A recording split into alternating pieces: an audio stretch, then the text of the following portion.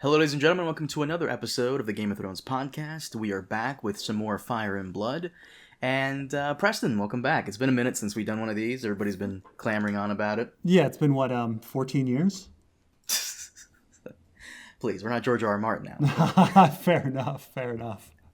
Before we start, as always, guys, SoundCloud, iTunes, you know the gist. And I gotta say, Preston, this is a very long chapter, but once I really got into it, I couldn't put it down. I will say that much. I was also aghast on how long it was. I'm not sure I liked it too much, but you really got into it. That's pretty good.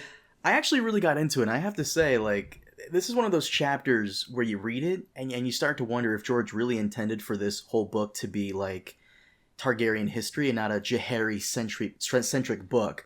Oh, and he was just forced to include, the other Targaryen stuff, because why not? Because if you think about it, most of the book...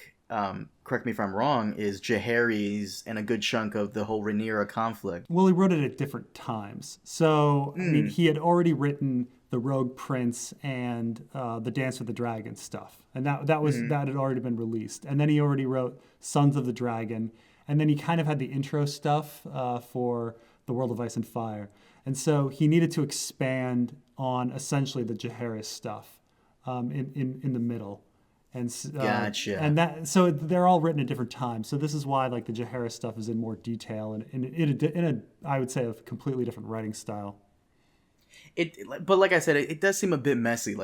In the previous chapter, do you remember when they tried to get Jaehaerys to fool around with that woman, and out of nowhere, in the middle of the chapter, they give us the backstory of this woman and how much she gets around and all that stuff? Yeah, it is messy. I wonder at what point, when people get too famous that editors stop having the cojones to stand up to people and say, I don't really know what's going on here. Tighten this part up, that just no one bothers with George R. Martin anymore. They're like, well, he's an editor himself and he's a big deal. So who are you, random editor, to tell him to tighten this section up, So, I think it can definitely be messy in places.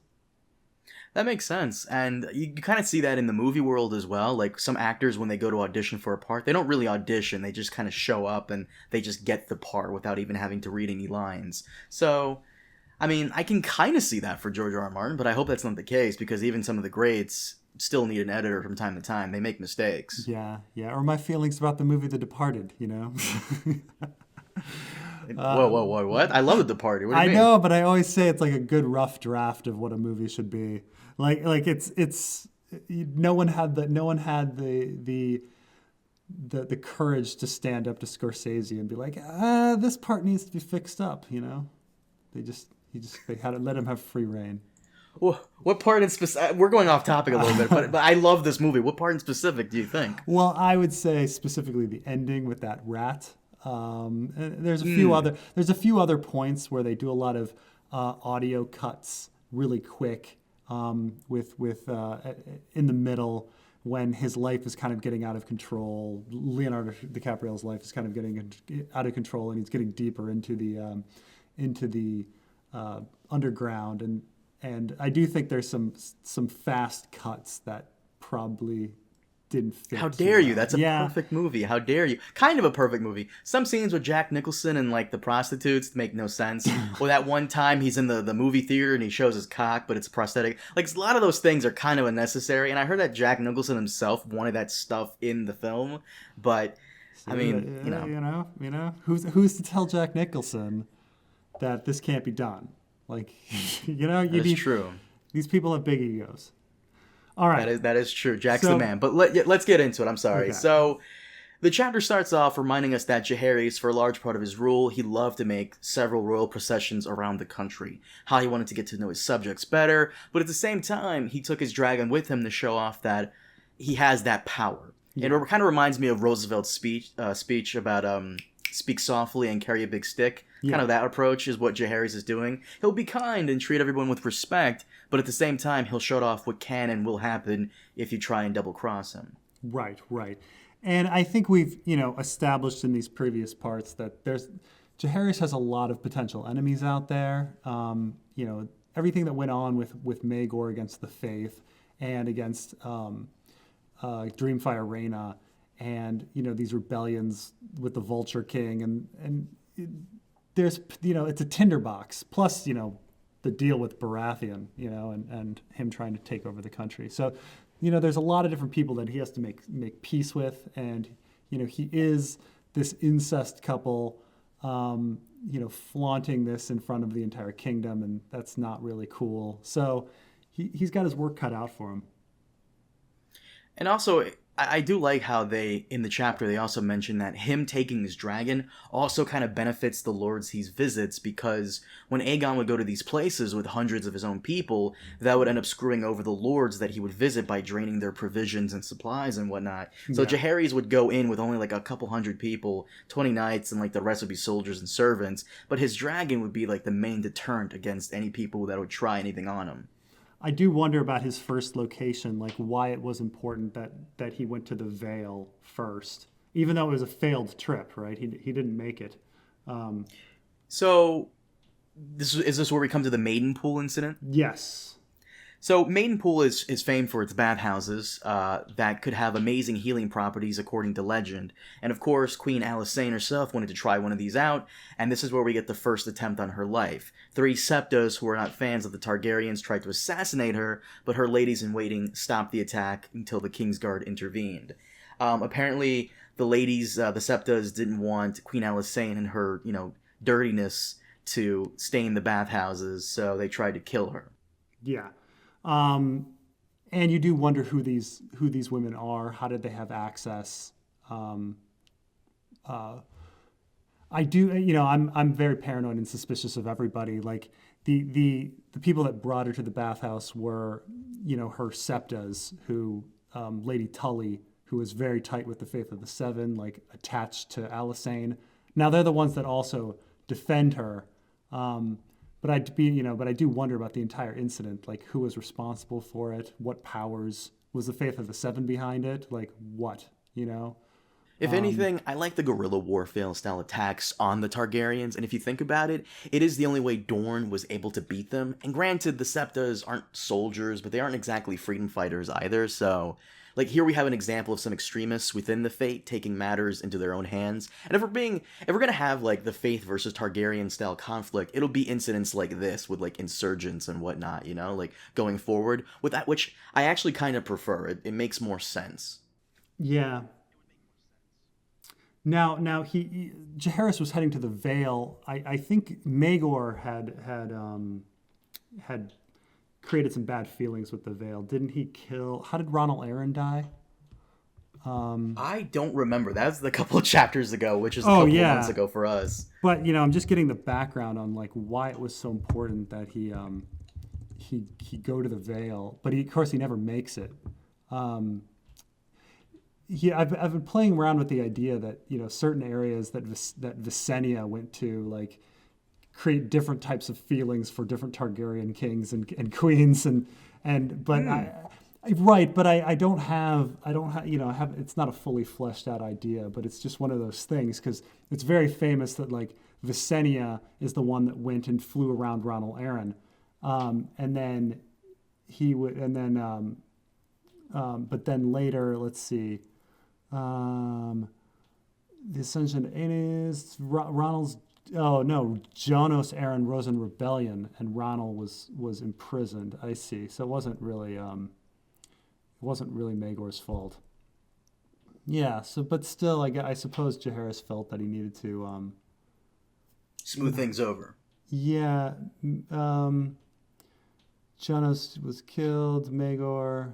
I see. Oh, he was defiant until Prince Maegor flew into the Eyrie and to crush the rebellion. Okay, so Ronald Arryn was brought in by Visenya. Obviously, Maegor is the son of Visenya, so Ronald Arryn was probably pro Maegor. Janos Arryn rebelled, and Maegor came in and killed everybody. So I imagine that the Arryn has had some trouble, and so they need to. House Arryn has had some trouble with the Targaryens, and Jaehaerys wants to smooth everything over, but he never makes it because he's attacked it, and his wife is attacked at Maidenpool. And this incident shakes both of them, Elisane and Jaehaerys, enough for him to call upon, I'm probably saying this wrong, Jonquil Drake, Lord Darkland's bastard sister, known for her skills. And according to Elisane, she needed like her own female protector that could be with her at all times, even in places where men could not go. And this new protector of the queen would be known as the Scarlet Shadow, which I love the name. I'm assuming the character has red hair, otherwise the Scarlet Shadow wouldn't make any sense.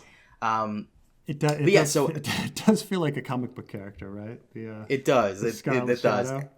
And what I like here is that this is like the first and one of the few times we see the queens implement their own protectors or even Queensguard. Rhaenyra does it later on, but after that it doesn't get used often, you know? Like Daenerys has her own, but there's an asterisk on her group. Right, her own separate Queensguard that's separate from the Kingsguard, right. Yeah, and this is only one person. I think the only exception would be Selyse has a Queensguard. She has Queensmen. While there's but they're not official. I wouldn't say they're official. Stannis and his retinue aren't really officially Westerosi royalty just yet. He's still a king in rebellion. How dare you, sir? How dare you deny that Stannis is the one true king? We're gonna get downvoted by the Stannis fanboys. What? No, I love Stannis as much as the next person. But in time, we would get some good news and some bad news regarding the three queens. Elisane would give birth to a boy that would, unfortunately, die soon after. Her mother, the Dowager Queen Alyssa, at age 44, and then again later, at age 46, would also give birth to a boy, but he would live on. However, birthing her second child would be another matter we'll get to soon. I mean, isn't it all very convenient that the incest couple is having trouble having children, and then the couple that was essentially trying to usurp the throne has one. So now there's question of succession. Like if Alysanne can't have kids, who would they be looking to as the next king? Well, right now, wouldn't I'm probably saying her name wrong. Arya, Rhaena's daughter, isn't she currently in the running? That's true, even if it's, isn't there swapping and all this stuff? Yeah. Mm-hmm. It's true that Dreamfyre Rhaena and Arya would definitely have a claim as well. So, but remember the fate, people asked Baratheon, who's, if we kick out Jaehaerys, who's going to take the throne? You? And he wusses out and he's like, no.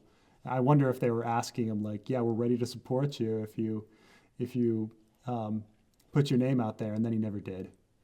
Ironically, we're mentioning Rhaena. Over in Dragonstone, Queen Rhaena would shut herself in, and when neighboring lords came to visit her, she would receive them in a very cold manner, and oftentimes not at all. But mostly, her troubles were with her daughter Arya. Too much time had passed, and they didn't really know each other too much. Plus, Dragonstone was kind of a lonely place for the girl. But despite Rhaena's personal issues, what really got my attention were the fact that the dragons were being born left and right on Dragonstone. All the eggs her dragon laid back in the Westerlands only started hatching when they got to Dragonstone. Yeah, I mean, I definitely think Dreamfyre Rhaena is special in the same vein as Rhaenyra and Daenerys. And I've probably talked about this forever, but the fact that she tries to set up and become queen off in the West, and the queen in the West kind of fails slowly over time. Her the people that support her stop and start going to Jaehaerys. So now she realizes, well, where's the real power?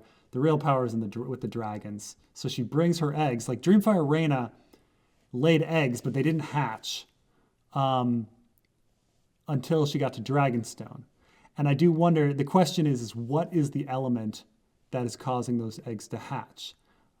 Is it being on Dragonstone because it's volcanic and all that? Or is it the fact that she's around her daughter, Arya, and there's something about childbirth and something about the youth that affects dragon hatching. Now remember, the Targaryens used to put the eggs in the cradle with the kids in order to cause them to hatch.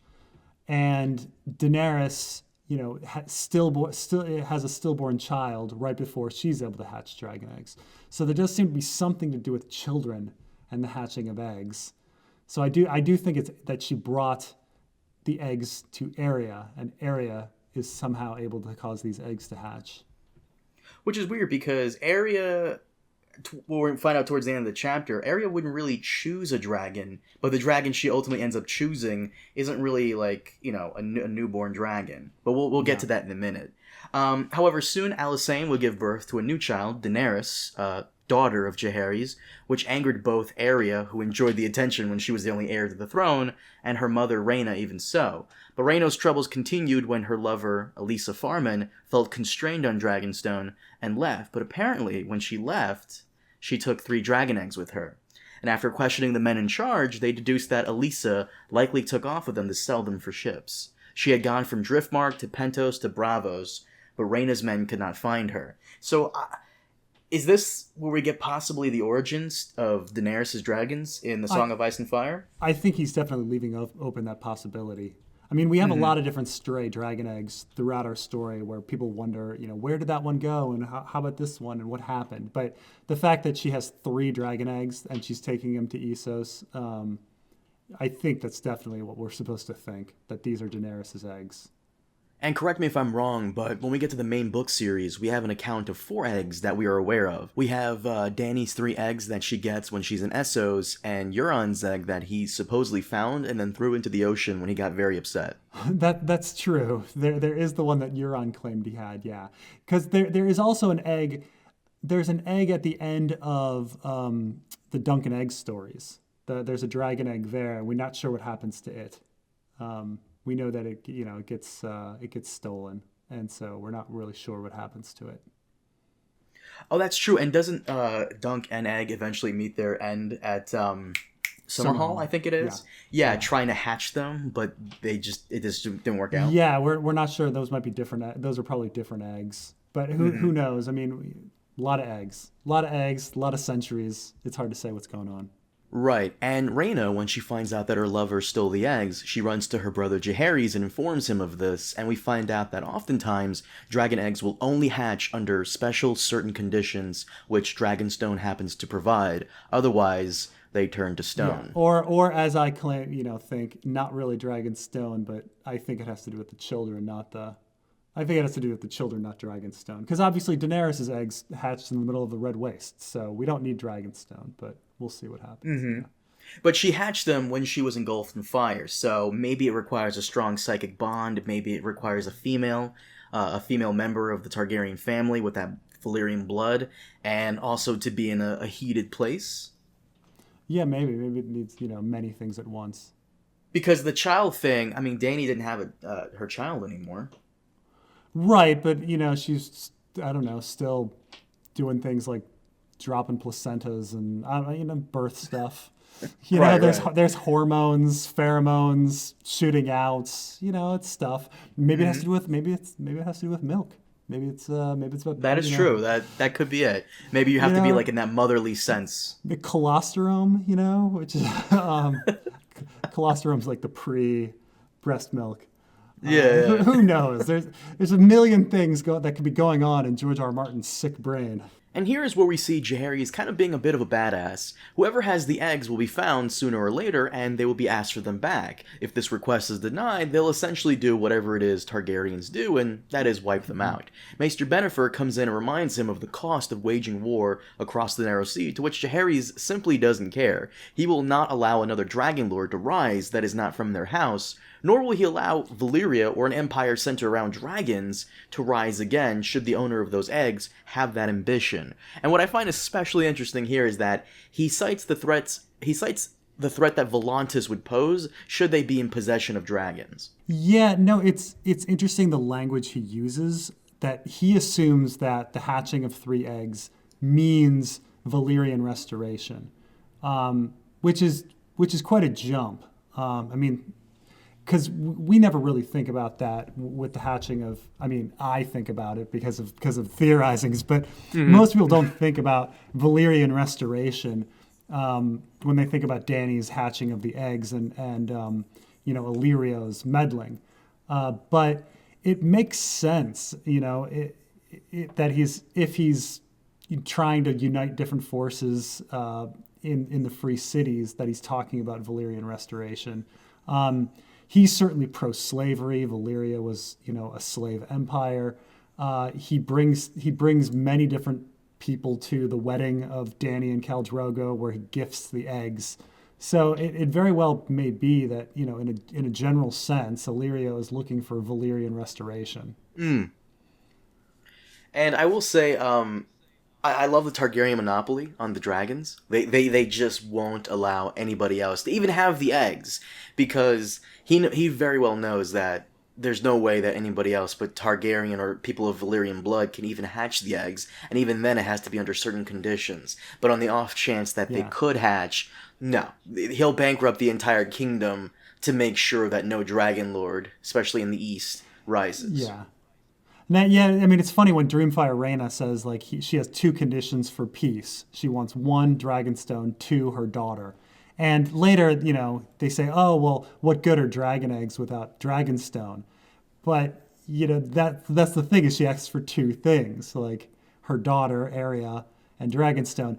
Was the element really Dragonstone, or was the element Arya's special blood? Which, I tend to think it's, considering that Daenerys did it, not on Dragonstone, that I tend to think that it was Arya's, that it was special blood of some sort, special genetics. But not all the female Targaryens have this special blood. Only some of them. Right. Absolutely. Because, clearly, after the death of dragons, after Rhaenyra, things start going downhill quite quickly, and there's no more dragons closely, soon after the Dance of the Dragons. They just start getting smaller and die. Another thing that happens in the chapter is we kind of get a close call for Jaehaerys in regards to the faith. Basically, the High Septon has died, and now a new one must be chosen. And Jaehaerys wants Septon Barth, who himself feels is, progressive in a sense, to get the job. But at the same time, he also fears that it'll be Septon Matthias, who in the last chapter didn't leave King's Landing on good terms with Jaehaerys. Right. Now everything is flipping around. So the story previously was the Faith of the Seven has been doing whatever they can to meddle with the affairs of the Targaryens. And now Jaehaerys kind of realizes that and wants to go straight to the source and put in his man as High Septon. Ironically, he also needs to go there as quickly as possible, but obviously, not everybody has dragons, so he and Alysanne go very quickly. Eventually, they meet up with Lord Donald Hightower, who is kind of a schemer in his own right and only cares about his house. And we also find out that Lord Donald has his own stake in the game and wants his own people, his own family members, to be the next High Septon. Right. The Hightowers have always had very close connections with the Faith of the Seven. The High Septon has often been a Hightower. And so for the Targaryens to come in there and try to get on Hightower turf is funny, and interesting. But I don't know if the Hightowers would accept that. That's all out war when you say no. I want to take over the Faith of the Seven. Ugh. Well, taking over the faith of the Hightowers is fairly strategic, considering if you control the faith, you kind of control most of the country, because... Oh, absolutely, yeah. Yeah, so... basically, the Hightowers are an ancient and proud and wealthy family whose roots run deep within the faith, and Lord Donald wants... And the Citadel, so that's they kind of have connections with the Citadel and the faith. Essentially, the Old Town powers. It's like a triumvirate of those 3. Mm-hmm. And Jaehaerys really doesn't care as long as the next High Septon can make an exception to his marriage with Alysanne. So he and Jaehaerys and Lord Donald strikes a deal to get Lord Donald's choice of High Septon in the running, regardless of whom the faith might choose. So it basically kind of sounds like Jaehaerys is planning an assassination of whoever the faith chooses, just so they can get a Hightower in there. Yeah, because... The Faith of the Seven has been trying to meddle with Targaryen marriages and Targaryen succession from the beginning, and my theory is that they're trying to stop the birth of dragons. That you need a certain genetics to hatch dragons and have them, and that if they can get a few intermarriages and weaken the genetic stock, there won't be hatching dragons anymore, with select people. Mm-hmm. Prevent the incest, prevent the recessive genes from taking on. And so, if you can get a High Septon to say, hey, incest is best, then the problem goes away. What did he call it? The doctrine of exceptionalism? Just right. Yeah. But once again, towards the end of the chapter, we have Alysanne and Jaehaerys once again suffering misfortune. They get news that their mother is on death's door. She was having trouble giving birth to her second child with Rhaegar, Jocelyn Baratheon, who will be important later. Unfortunately, nothing could be done, and Alyssa would not survive the... It sounds like the guy was going to perform a C-section on her to save the child. Yeah, I mean, back then they used to... I mean, a C-section means killing the mother in this medical condition, in this medical situation. It's usually a choice of them both dying or killing the mother and saving the child. Mm-hmm. But yeah. Eventually, Rhaena hears about this and she flies over. And after grieving for her mom, she kind of threatens Rhaegar Baratheon and blames him for her death, which I don't understand. This whole her getting mad at Rhaegar, and she basically says you put your thing inside her and blah blah blah blah. So is Rhaena getting upset because Rhaegar and Alyssa are?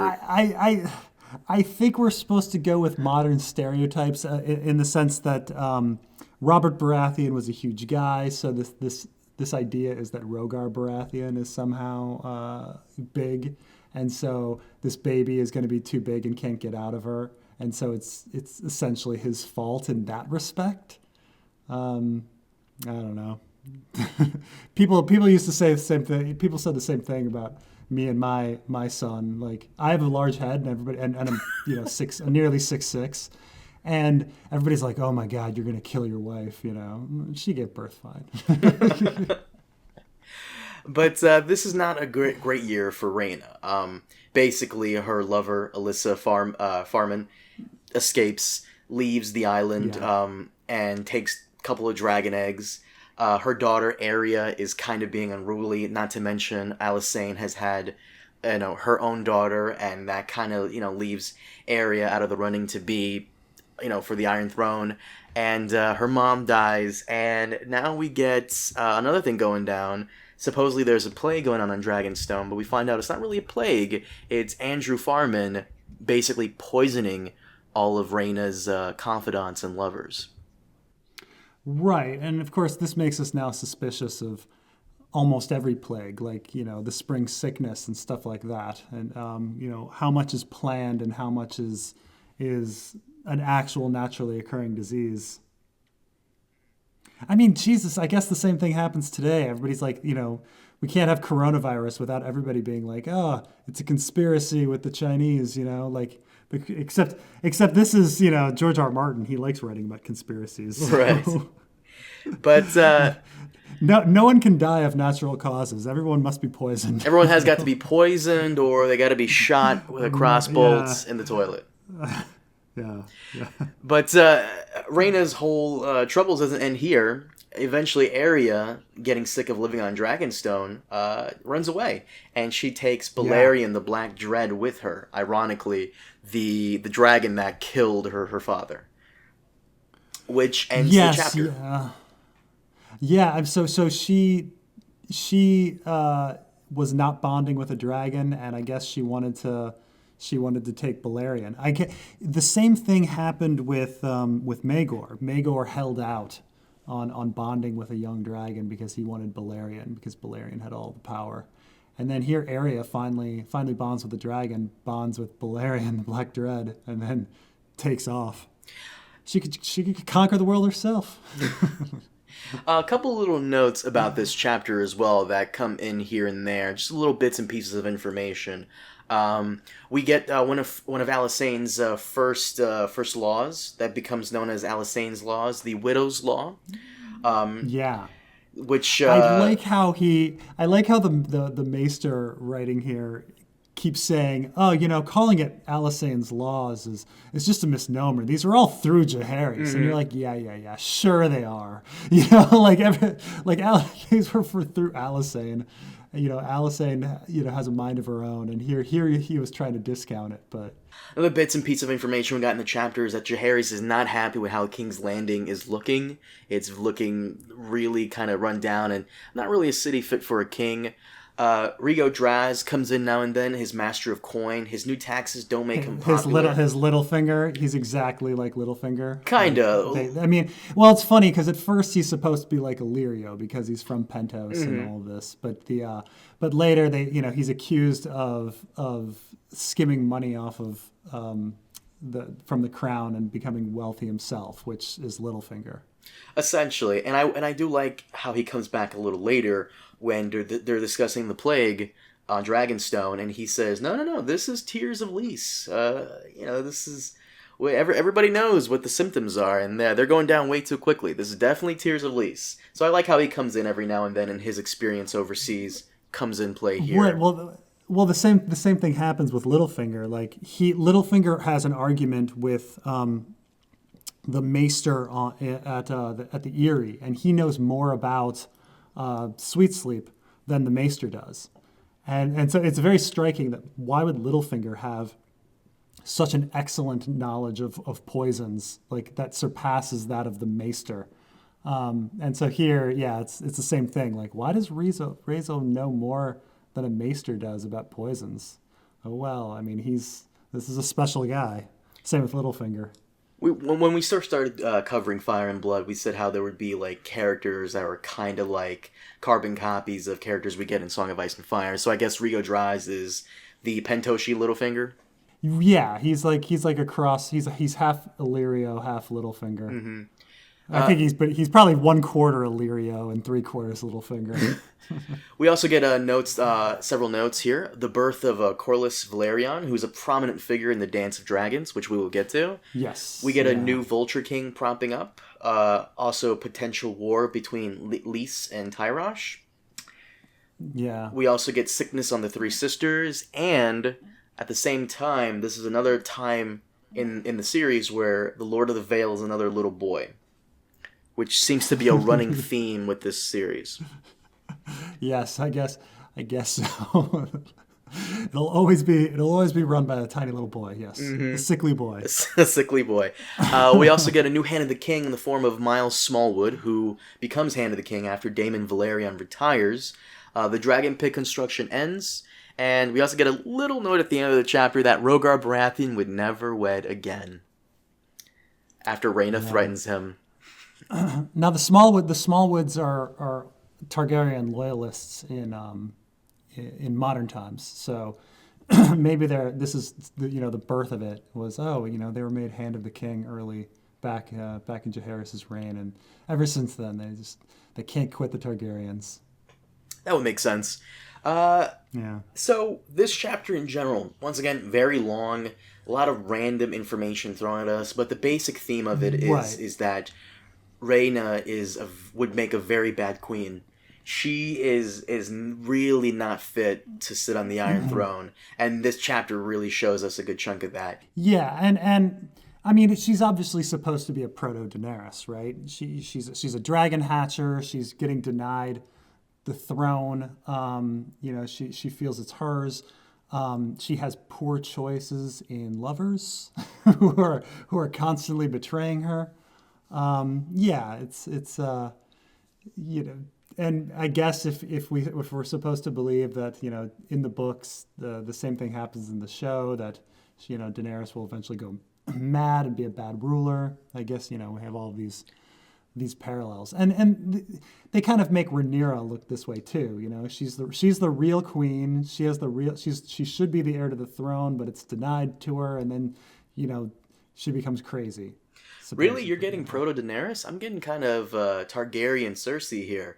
All her marriages kind of don't end up fairly well, aside from the incest with Jaime. Actually, no, the incest is still in play here. So the incest, the unruly children, just not being a good ruler. I mean, they can be all of it. I mean, they can be paralleling all of it, but George R.R. Martin is making the statement that history just keeps repeating itself, and we can get clues into how the story's going by looking at the past. Mm-hmm.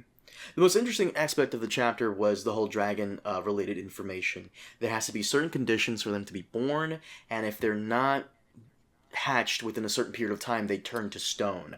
Not to mention, this is also the origins for Dany's dragons as well. Yeah, this was really a scattered chapter with a lot of different elements that doesn't really have a single theme, but it has a lot of, interesting information that's going to come in later on. Like Arya leaving, because when she comes back, it's super interesting when Arya comes back. But obviously this, the big thing about the origin of the dragon eggs and, some hints at how dragons are hatched and things like that. But, we have seeds of things that are going to happen later, right? Mm-hmm. Like more turmoil with the faith and such. And Alysanne beginning to put down laws which will become relevant later with the Alysanne reforms in the north.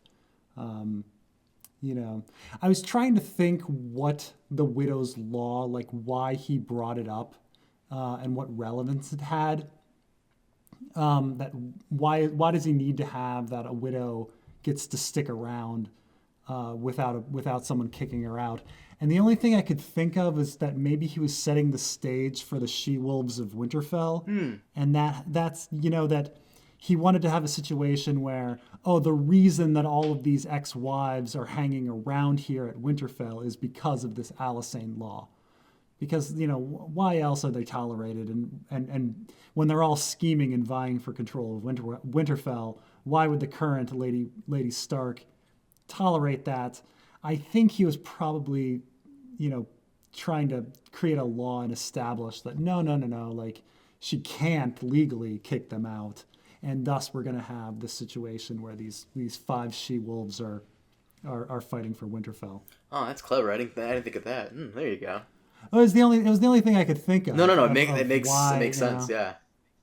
Yeah, but we're probably never gonna get She-Wolves of Winterfell. Don't say that. I did a video on what I think the entire plot is, but real quick, what is the entire plot? Just give me a short synopsis.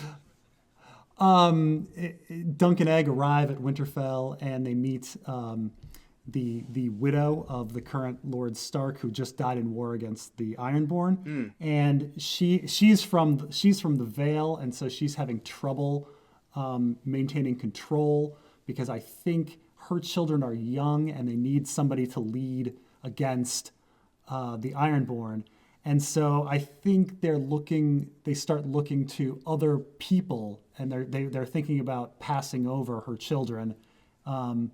And so I think she has to form some alliances and figure things out in order to secure succession to her son. And I think Dunk and Egg are going to help her out, and help her secure succession to her son and defeat the Ironborn, who are attacking the north at the time. That's my guess on the overall plot, based on You might as well already write the book yourself, since George probably not going to do it. I went into more detail on what I think is going on. Like in the for some reason, when you open the World of Ice and Fire, the Stark family tree is super detailed at that moment in history, but not very detailed anywhere else.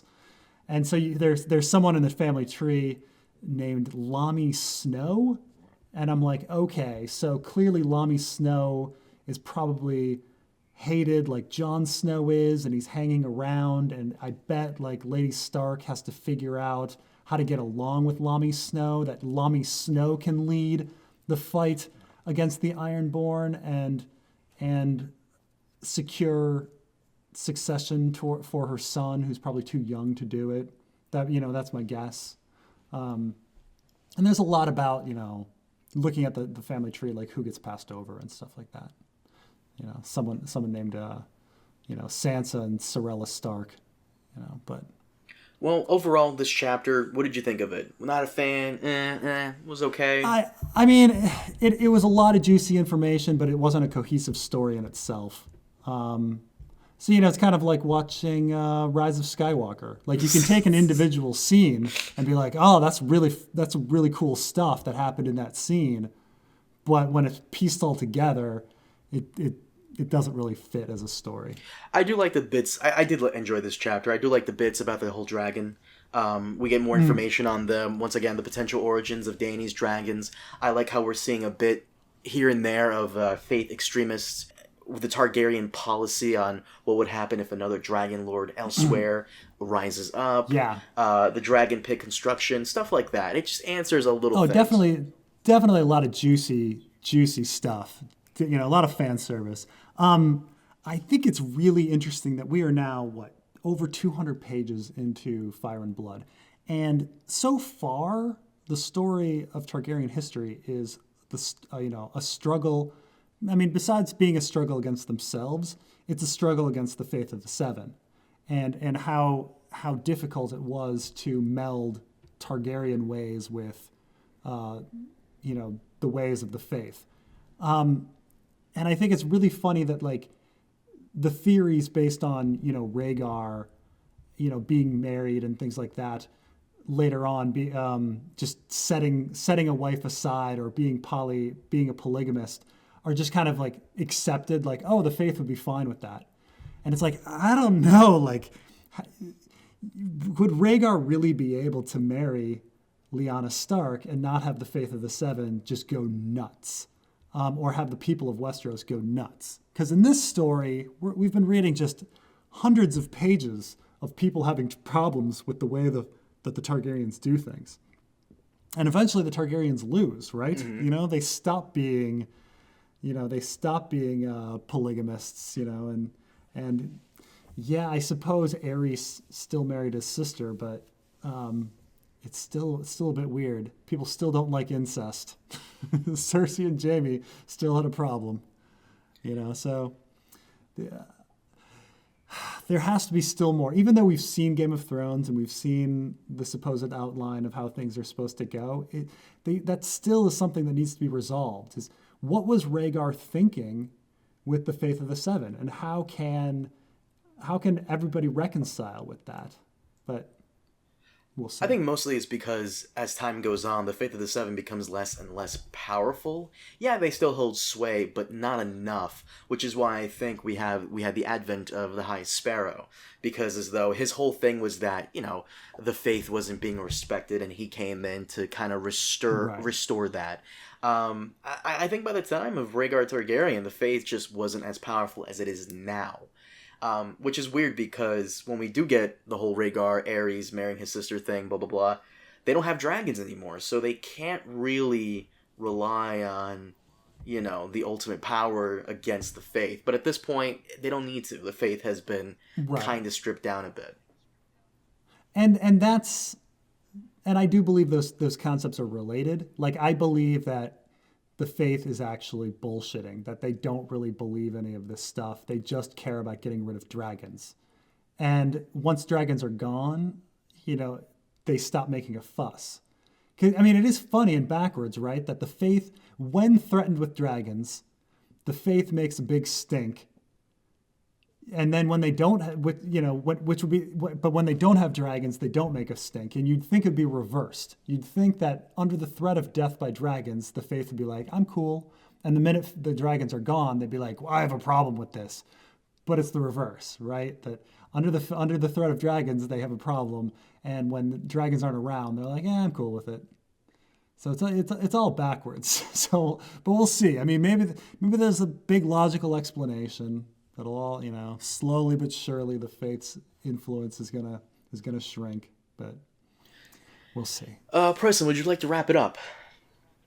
Sounds good. The next chapter will be Jaehaerys and Alysanne, their triumphs and tragedies. What are we looking at here? Will this be just as long? Let me see here real quick. Will this be just as long? Alysanne, the triumphs and triumphs. This is 233. Page 233 on my end over here. I'm looking at the PDF file you gave me.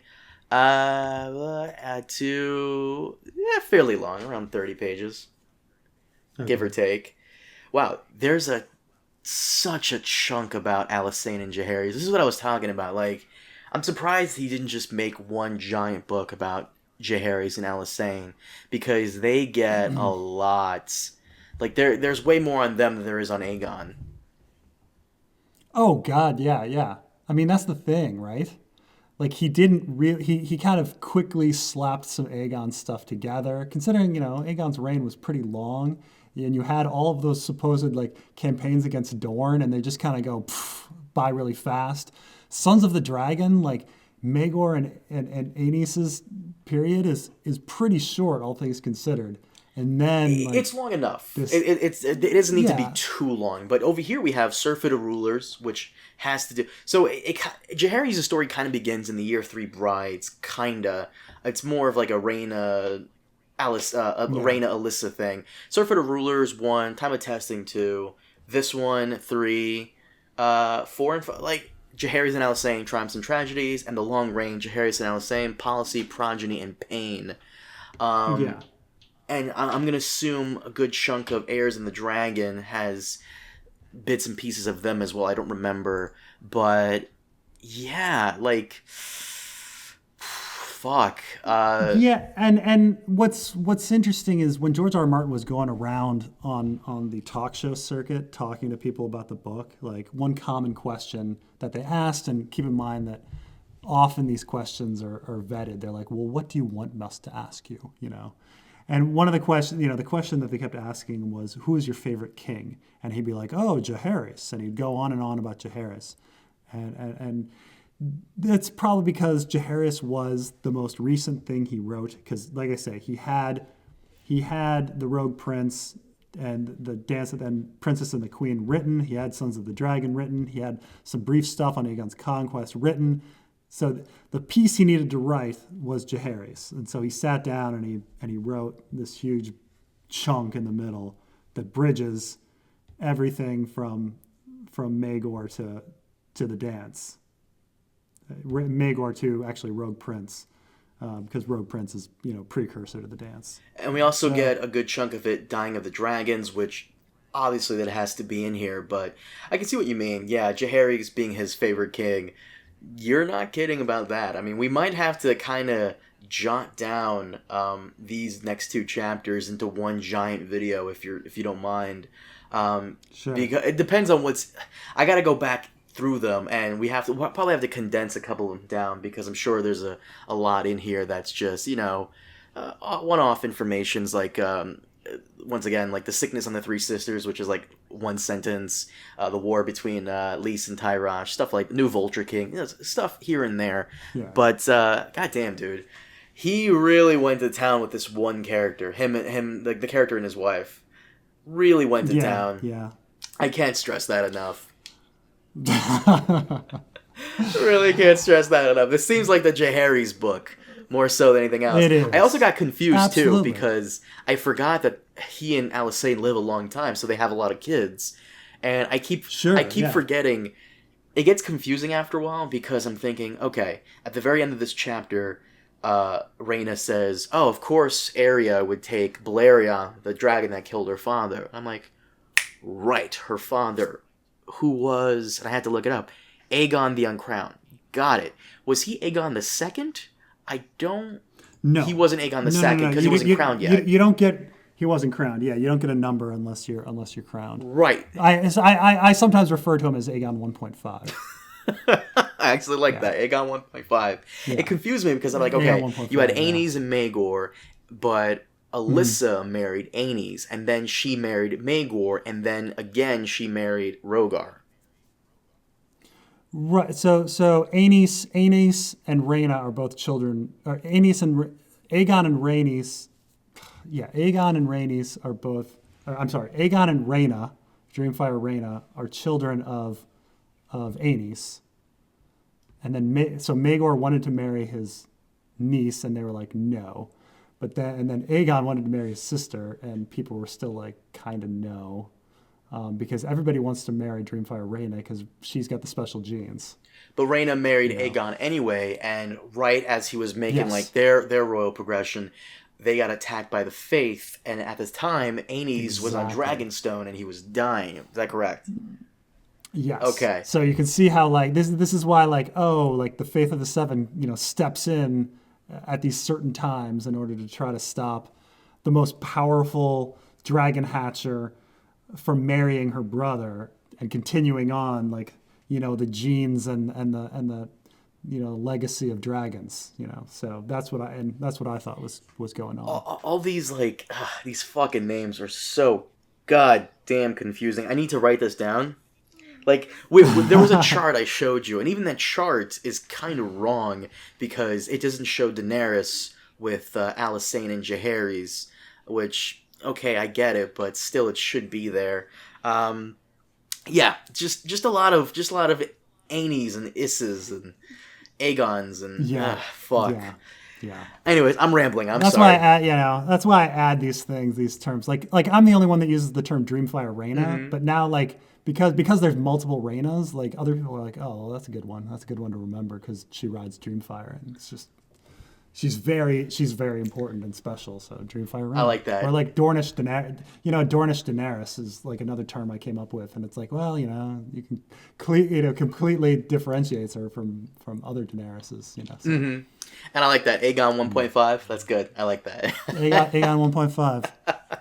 I like that. I'm rambling on. I'm sorry. Guys, thank you so much for joining us. As always, we'll see you next time with the next chapter. Sorry it's taken us so long. We're just using the George R.R. Martin schedule. So it'll probably be next year until you get another chapter. Excuse me. But once again, thank you so much for joining us. We'll see you next time. Have a good one.